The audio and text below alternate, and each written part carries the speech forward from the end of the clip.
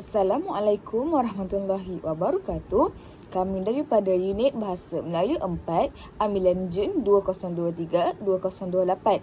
Pada hari ini, kami akan membentangkan tentang tugasan 3 GWCP 1042 iaitu penulisan akademik.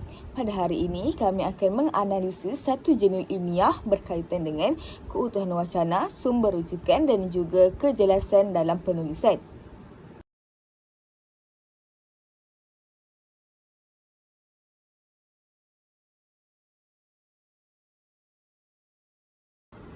Baiklah, sebelum kita pergi kepada keutuhan wacana yang terdapat dalam jurnal, saya akan memperkenalkan dahulu apa itu wacana. Wacana merupakan suatu teks atau bahan bacaan yang bermakna bagi pembaca sebagai satu unit bahasa yang melebihi had ayat. Baiklah, berdasarkan Kamus Bahasa Melayu Dewan Bahasa Pustaka telah mendefinisikan wacana sebagai keseluruhan tutur yang merupakan satu kesatuan, ucapan, pertuturan ataupun percakapan. Wacana juga merupakan pertukaran idea secara lisan melalui wacana-wacana ilmu. Baiklah, menurut Asmah Omar 2018, wacana atau diskurs adalah perkataan dan konsep yang digunakan dalam pelbagai bidang yang memberikan definisi berdasarkan kepakaran dalam bidang tugas yang digunakan. Ini merupakan satu wacana ataupun jurnal yang telah kami pilih. Jurnal ini bertajuk Bahasa dan Pemikiran dalam Peribahasa Melayu yang ditulis oleh Zaitul Azmar, Zainul Hamzah dan juga Ahmad Fuad Mat Hassan. Mereka berasal daripada Fakulti Bahasa Moden dan Komunikasi Universiti Putra Malaysia iaitu UPM. Dalam jurnal ini, mereka menceritakan bagaimana perjalanan peribahasa itu sendiri berdasarkan pemikiran rakyat-rakyat Melayu ini dan bagaimana mereka menggunakan peribahasa itu sebagai satu unit seni bahasa Melayu. Wacana terdiri daripada dua bentuk iaitu kohesi dan juga koheren. Kohesi bermaksud pertautan antara ayat dan juga ayat. Menurut Husin Fatih pada 2016, kohesi merupakan tautan yang merujuk kepada aspek formal bahasa dalam wacana atau teks untuk menghasilkan satu wacana yang lengkap dengan menggunakan penanda wacana dan menggunakan kata hubung yang sesuai dalam penghasilan wacana. Ini merupakan contoh-contoh yang kohesi yang terdapat dalam jurnal yang telah saya analisis. Baiklah, kita mulakan dengan penggunaan penanda wacana dalam ayat seperti sementara itu, dengan demikian dalam peribahasa dan juga sehubungan itu. Selanjutnya, baiklah, penggunaan kata hubung dalam wacana tersebut ialah seperti yang dan juga dan. Di sini kita dapat lihat penggunaan penanda wacana dan juga kata hubung ini saling bertautan untuk menghasilkan satu ayat yang lengkap. Sebagai contoh, selanjutnya, peribahasa adalah konsep dalam pemikiran bahasa Melayu yang merujuk objek dan perlakuan secara benar dan bersifat objektif. Terusnya kita pergi kepada koheren ataupun kesinambungan yang ada dalamnya jurnal tersebut. Baiklah, menurut Tarigon 1987, koheren ini adalah satu keserasian hubungan antara satu unsur dengan unsur yang lain dalam wacana sehingga membentuk satu pengertian yang sangat bermakna kepada pembaca. Dia untuk menentukan isi sokongan berkait antara satu sama lain, mengeluarkan isi yang tidak menyokong isi utama, memastikan semua isi sokongan adalah berkait dengan isi utama yang dinyatakan dalam ayat topik dan juga menyusun isi secara logik. Ini merupakan contoh yang dapat dilihat berdasarkan koheren yang menyambungkan isi pada perenggan pertama dan juga perenggan seterusnya. Jika kita dapat lihat berdasarkan contoh ialah untuk menjelaskan bagaimana terpancarnya pemikiran bahasa Melayu ini secara mendatang. Jadi keutuhan semantik ini mengkaji berkenaan dengan makna sesuatu perkataan, frasa dan ayat dalam sesuatu bahasa yang digunakan dalam komunikasi tulisan maupun tulisan. Selain itu, keutuhan semantik juga melibatkan hubungan antara klausa dengan ayat yang terdapat dalam penulisan wacana. Jadi yang pertama ialah hubungan semantik antara bahagian wacana. Dan yang kedua pula ialah hubungan semantik yang dilihat dari kesatuan latar wacana. Jadi ini merupakan contoh dalam keutuhan semantik bagi hubungan sebab dan akibat. Contoh yang pertama ialah malah peribahasa berperanan sebagai hukum adat dan nasihat moral dalam mengawal tindak tanduk anggota masyarakatnya. Di situ merujuk kepada sebab dan kesannya ataupun akibatnya ialah turut menyelahkan pemikiran bangsa Melayu tentang alam kehidupan yang mereka tempuhi. Seterusnya, hubungan bagi sebab dan hasil. Contohnya, dalam artikel yang telah dianalisiskan iaitu melalui kata-kata yang digunakan dalam peribahasa sama ada secara tersurat ataupun tersirat telah menyelahkan nilai keindahan dan kesantunan berbahasa yang wujud dalam budaya Melayu yang diwarisi sejak turun-temurun sebagai satu warisan budaya yang sentiasa dipelihara. Yang digariskan warna biru itu merujuk kepada hasil dan warna hijau di atas itu merujuk kepada sebab. Seterusnya, kita akan lihat kepada keutuhan semantik dalam hubungan sebab dan juga tujuan. Seperti contoh yang dinyatakan ialah, pemikiran dalam peribahasa Melayu turut menyerlahkan satu gambaran nilai sosial, nilai moral dan fungsi adat dalam kehidupan bermasyarakat sekaligus menonjolkan falsafah bahasa Melayu yang ada kaitannya dengan metafizik, epistemologi, etika, logik dan estetika hasil interaksi mereka terhadap alam benda, alam flora dan fauna yang ada di sekeliling mereka. Itu merupakan sebab dan juga tujuan yang dinyatakan ialah untuk mengenal pasti hubungan bahasa dan pemikiran dalam peribahasa Melayu menggunakan hipotesis Sapir-Whorf. Seterusnya, kita juga akan melihat keutuhan semantik berdasarkan hubungan latar dan kesimpulan dan juga bagaimana hubungan untuk memperkuatkan isi. Baiklah, hubungan latar dan kesimpulan ialah terhadap sesuatu realiti ditentukan sepenuhnya oleh bahasa pertama kita. Manakala versi sederhana menyatakan bahawa cara kita memandang sesuatu realiti itu dipengaruhi.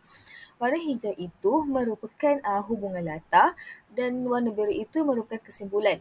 Baiklah, kesimpulan yang dapat dibuat daripada hubungan latar ialah hakikatnya lebih merupakan kepada realiti mental iaitu pemikiran itu sendiri. Seterusnya, hubungan memperkuat isi. Sebagai contoh, gajah sama gajah berjuang, pelanduk mati di tengah-tengah.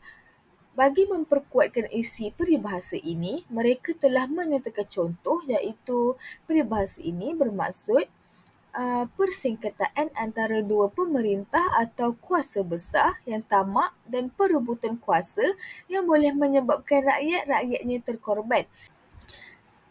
Seterusnya, kita akan melihat kepada keutuhan semantik berdasarkan hubungan latar wacana.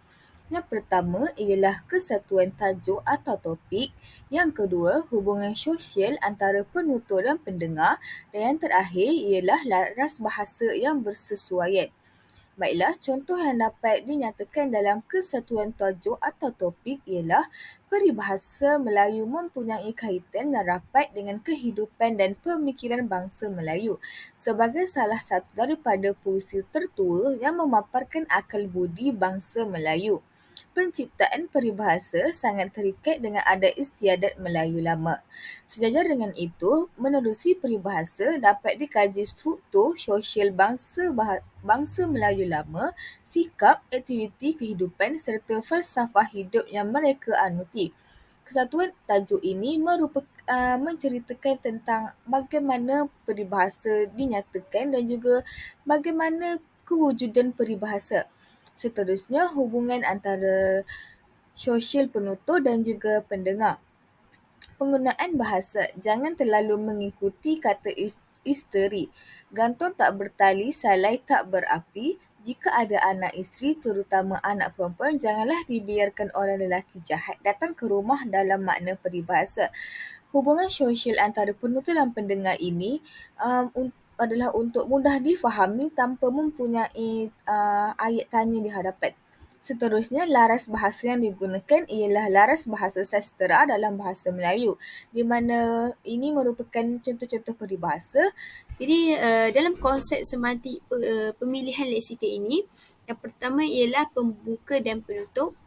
Hiponim menunjukkan maksud perkataan lain, iaitu makna umum dan makna khusus. Yang ketiga, antonim, perkataan yang berlainan bentuk ejaan atau bunyi tetapi mempunyai makna yang berlawanan.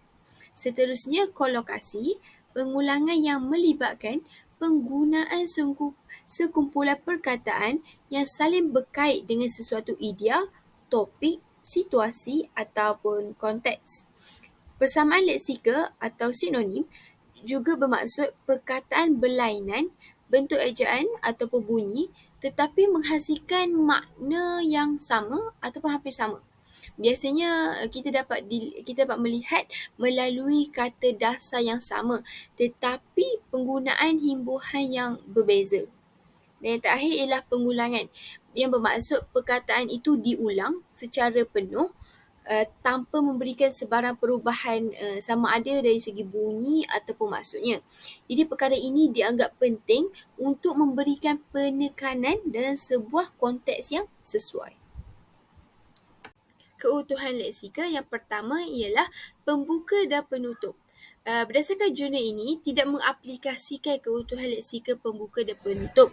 Namun, contoh pembuka yang sering digunakan ialah dengan segala hormatnya, perkara di atas adalah dirujuk, manakala penutup pula seperti terima kasih. Yang kedua pula ialah persamaan leksikal atau sinonim, iaitu berdasarkan contoh artikel ini yang telah digariskan, iaitu perkataan hulu, pangkal, mala dan celaka. Baiklah, seterusnya kita pergi kepada keutuhan leksikal dalam kolokasi. Seperti yang kita tahu, kolokasi ini merupakan kepada hubungan kedudukan atau kewujudan antara satu perkataan dengan perkataan yang lain dalam satu susunan. Baiklah, dalam contoh yang dapat dinyatakan, buku itu merupakan satu kolokasi dan juga kitab Kiliran Budi, Kamus Istimewa Peribahasa Melayu, 1001 Peribahasa Melayu dan juga Peribahasa SPM merupakan contoh-contoh bagi kolokasi buku yang dinyatakan. Seterusnya, antonim. Antonim itu merupakan perkataan yang berlawanan. Baiklah, contoh yang dapat dinyatakan ialah perkataan hujan dan panas saling berlawanan cuaca. Seterusnya, pemikiran dalam peribahasa Melayu turut menyerlahkan satu gambaran nilai sosial dan juga nilai moral dan fungsi adat dalam kehidupan bermasyarakat sekaligus menonjolkan falsafah. Di sini perkataan antonim yang dapat dilihat ialah nilai sosial dan juga nilai moral. Seterusnya, pemikiran Melayu disampaikan secara tersurat dan tersirat dalam peribahasa Melayu. Tersurat ini bermaksud perkara yang dinyatakan secara jelas, manakala tersirat ialah kita perlu memahami dan mengeluarkan isi-isi yang selain daripada yang dinyatakan. Keutuhan leksikal dalam aspek pengulangan pula ialah pengulangan itu merupakan pengulangan perkataan atau ayat dalam satu wacana tanpa mengubah maksud tersebut. Sebagai contoh yang dapat dinyatakan ialah pengulangan perkataan peribahasa yang dilakukan secara berulang-ulang untuk menyatakan bahawa itu merupakan pengulangan perkataan peribahasa. Manakala contoh yang kedua pula ialah pengulangan perkataan bahasa. Sebagai contoh, bahasa menunjukkan bangsa. Kata-kata khidmat ini menunjukkan adanya hubungan intrinsik antara bahasa dan sikap. Pemikiran dan perilaku suatu bahasa itu yang dapat diidentifikasi melalui pemakaian bahasa termasuk peribahasa. Seterusnya, kita pergi pula kepada hyponim. Hyponim ini adalah untuk menunjukkan makna umum dan juga makna khusus.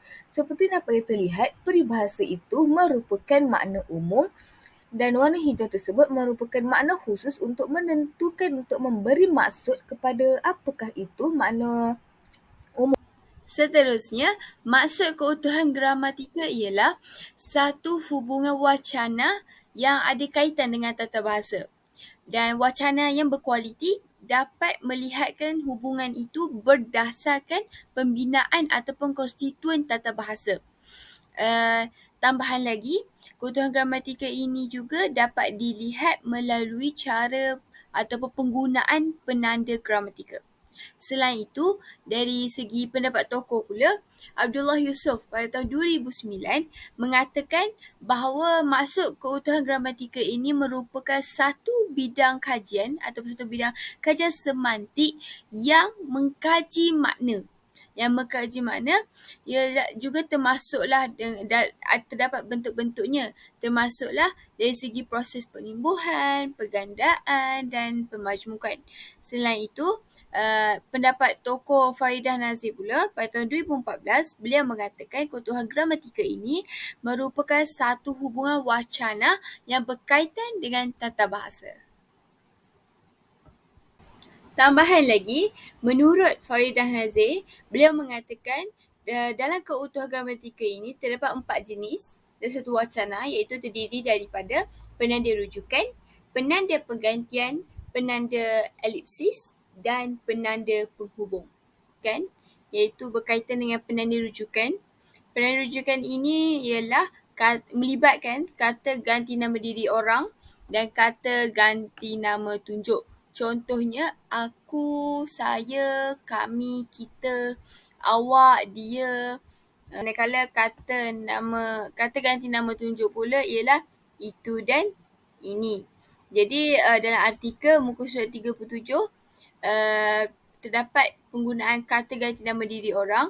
Yang pertama iaitu kita. Jenis keutuhan gramatikal yang seterusnya ialah penanda pergantian.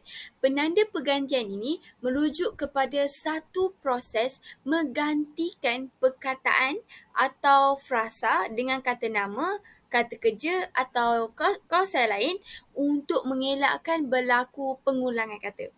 Maksudnya di sini ialah dalam ayat tidak berlaku pengulangan kata sebanyak 2 kali ataupun 3 kali. Untuk mengelakkan daripada pembaca itu membaca dengan bosan. Contohnya dalam artikel yang telah saya analisiskan dalam muka surat yang 32, iaitu bahasa menunjukkan bangsa. Kata-kata khidmat ini, jadi dekat sini kata-kata khidmat ini merujuk kepada bahasa menunjukkan bangsa. Berlaku pergantian di situ. Jadi ayat itu tidaklah berlaku pengulangan. Seterusnya dalam muka surat 34 pula, iaitu saya gariskan perkataan peribahasa di situ kerana di sini merujuk kepada bangsa Melayu yang diungkap serta dirakamkan menggunakan bahasa yang kreatif, padat dan indah, iaitu peribahasa. Menggunakan bahasa yang kreatif, padat dan indah itu merujuk kepada peribahasa. Di situ menghuraikan atau menggunakan istilah lain. Tidaklah berlaku pengulangan kata di situ. Penanda yang ketiga pula ialah penanda elipsis, iaitu unsur penyelapan untuk mengelakkan berlaku pengulangan maklumat dalam ayat. Seterusnya, menggugurkan perkataan yang telah diketahui oleh pembaca.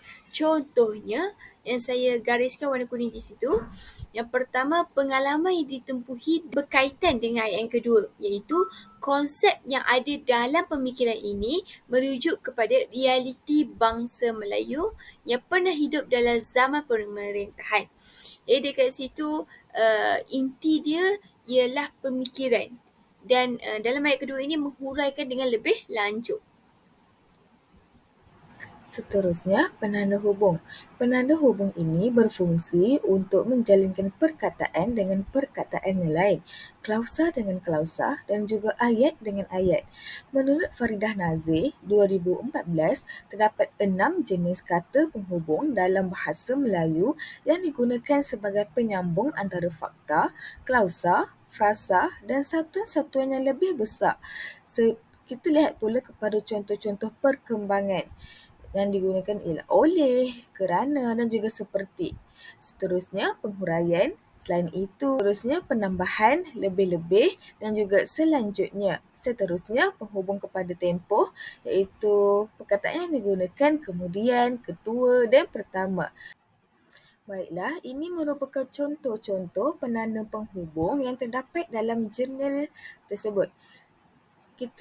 Mari kita lihat pada muka surat 33, terdapat penanda penghubung yang digunakan ialah sementara itu. Dengan demikian, pada muka surat 32 pula, namun digunakan sebagai penanda hubung.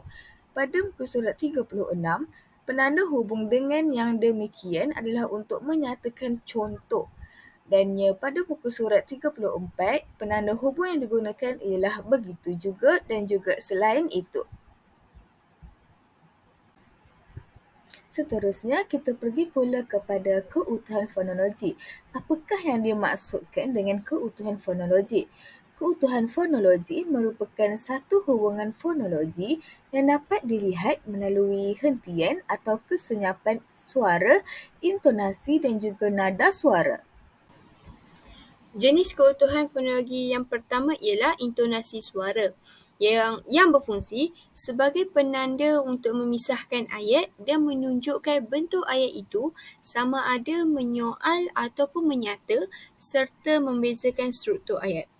Di sini terdapat dua contoh jenis ayat. Yang pertama ayat penyata dan ayat penegasan.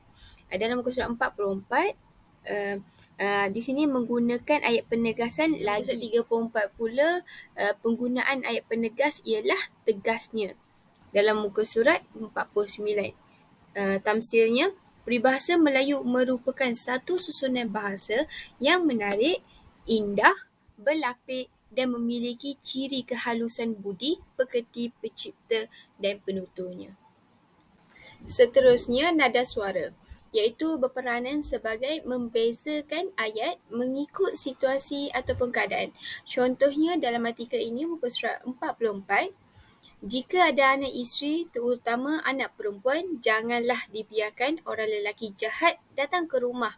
Ini merupakan nada suara dalam makna peribahasa P21. Seterusnya, jika kasihkan anak isteri, berhentilah daripada mengasihi orang lain. Dan yang terakhir ialah hentian suara yang berfungsi sebagai perbandingan maksud ayat berdasarkan hentian suara. Maksudnya setiap ayat diberhentikan dengan tanda baca. Contohnya, daripada penelitian terhadap peribahasa Melayu P34, P35, P36 dan P37 dapat dirumuskan bahawa unsur estetika turut mendominasi bahasa dan pemikiran Melayu dalam penciptaan peribahasa. Jadi di situ terdapat dua tanda baca iaitu tanda noktah dan tanda koma. Seterusnya ayat penggunaan kata-kata bersajak dalam P34, paksa terkukur padi rebah, paksa tikus lengkiang terbuka, pandai mencuri terasa mendapat, tak pandai mendapat terasa mencuri dalam P35. Jadi di situ terdapat dua tanda baca, dua jenis tanda baca iaitu tanda baca pengikat kata dan tanda koma. Seterusnya, kita akan pergi pula kepada sumber rujukan yang terdapat di dalam jurnal ilmiah yang telah kami analisis. Sebelum itu, apakah yang dimaksudkan dengan sumber rujukan? Sumber rujukan ini ialah perbuatan memberi kredit atau menyebut nama seseorang atau sesebuah bahan di akhir sesebuah penulisan tersebut. Rujukan juga menandakan perkara yang telah ditinjau dan dirujuk dalam teks sebagai satu cara untuk membantu mengiktiraf karya orang lain. Pada pendapat tokoh pula, Mak Song Sang 2009 telah mendefinisikan rujukan sebagai sumber asas dan sumber sekunder. Baiklah, rujukan di dalam penulisan akademik pelajar perlu membaca sumber-sumber yang berilmiah sebagai bahan penghujahan. Antaranya ialah buku, artikel, jurnal, akhbar, tesis, laman web dan sebagainya. Terdapat beberapa gaya penyenaraian sumber rujukan yang digunakan dalam penulisan akademik iaitu American Psychological Association iaitu APA, Modern Language Association iaitu MILA, seterusnya Chicago Cito Style CCS dan juga lain-lain lagi. Oleh itu, dalam penulisan yang berilmiah semestinya mempunyai bahan rujukan untuk digunakan secara piawai dan tackle serta tidak bercampur aduk atau tidak tersusun. Berikut merupakan contoh-contoh senarai rujukan yang terdapat dalam jurnal tersebut. Jika kita lihat, ini terdapat banyak sumber rujukan yang digunakan agar dapat menghasilkan satu wacana yang lengkap dan juga secara ilmiah untuk orang lain rujuki. Seterusnya, kita akan pergi pula kepentingan-kepentingan rujukan dan bibliografi. Yang pertama adalah untuk mengelakkan daripada plagiat, pemalsuan dan fabrikasi penulisan yang dihasilkan oleh seseorang. Yang kedua, untuk memberikan penghargaan kepada penulis-penulis lain yang menyumbangkan teori dan pendapat mereka sendiri. Yang ketiga, penulisan menampakkan kepakaran atau kebolehan penulis untuk menulis sesuatu wacana. Seterusnya, yang keempat ialah senarai rujukan yang dibina akan memberi ruang kepada penyelidik yang berminat untuk membuat pembacaan dan penyelidikan lanjutan. Dalam penulisan pun juga mestilah mempunyai kejelasan yang tepat. Baiklah, penulisan ilmiah sangat berbeza dengan penulisan fiksyen sebagai sebuah hasil rekaan atau khayalan. Sebelum menghasilkan sesuatu penulisan, penulis perlu mengkaji terlebih dahulu tentang isi atau permasalahan dan meneliti dengan lebih lanjut sesuatu persoalan secara analitik dan berdasarkan pemikiran yang jelas melalui pengumpulan data yang bersifat objektif daripada sumber-sumber yang sah dan juga sahih.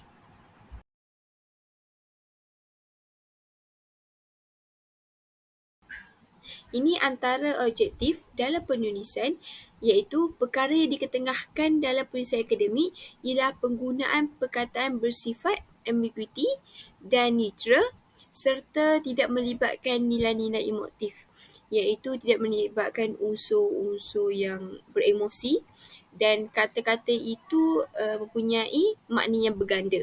Dan yang kedua, penggunaan laras bahasa yang tersendiri dan mempunyai tujuan serta unsur-unsur kata yang digunakan itu berilmiah dan jelas. Dan terakhir ialah huraian yang dibuat dan penulisan ini berasaskan jurnal, laman web dan artikel yang mempunyai pengiktirafan.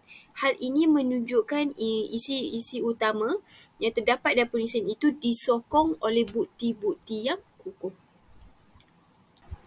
Seterusnya, penulisan ayat yang jelas. Dalam sesuatu topik itu, pernyataan yang lebih umum daripada pernyataan lain. Selain itu, ayat yang dinyatakan persoalan yang akan dibincangkan dalam sesuatu perenggan demi perenggan. Ayat isi hendaklah mempunyai hujah dalam sesebuah perenggan, berfungsi menyokong dan memperkukuhkan ayat topik, menjelaskan semua terminologi yang tidak diketahui oleh pembaca dan yang terakhir sekali ialah menggunakan kata singkatan standard bagi kata nama khas yang digunakan. Sebagai contoh, Hospital Kuala Lumpur dan singkatan standard yang digunakan ialah HKL. Rumusan yang dapat kami rumuskan daripada jurnal yang bertajuk Bahasa Melayu dalam peribahasa Melayu tersebut ialah mempunyai aspek kejelasan dalam penulisan yang amat penting untuk menghasilkan sebuah karya yang berkualiti terutama pada penulisan ilmiah. Sebagai penulis, semestinya tahu tentang elemen-elemen yang menjadi kriteria dalam penghasilan penulisan kepada golongan sasaran pembaca. Akhir kata, penulisan akademik perlu disampaikan dengan jelas dan mengikut urutan idea yang bersesuaian supaya hasil karya dapat diiktiraf oleh pihak tertentu serta idea yang dihasilkan itu logik dan disokong oleh pembaca-pembaca dengan mempunyai bukti yang kukuh. Sekian sahaja daripada kumpulan kami. Sebelum saya mengakhiri pembentangan ini, izinkan saya memberi serakat pantun. Dari Kedah ke Pekansari, beli suasa di Kota Tinggi. Selesai sudah tugas diberi, di lain masa bersuah lagi. Sekian, terima kasih.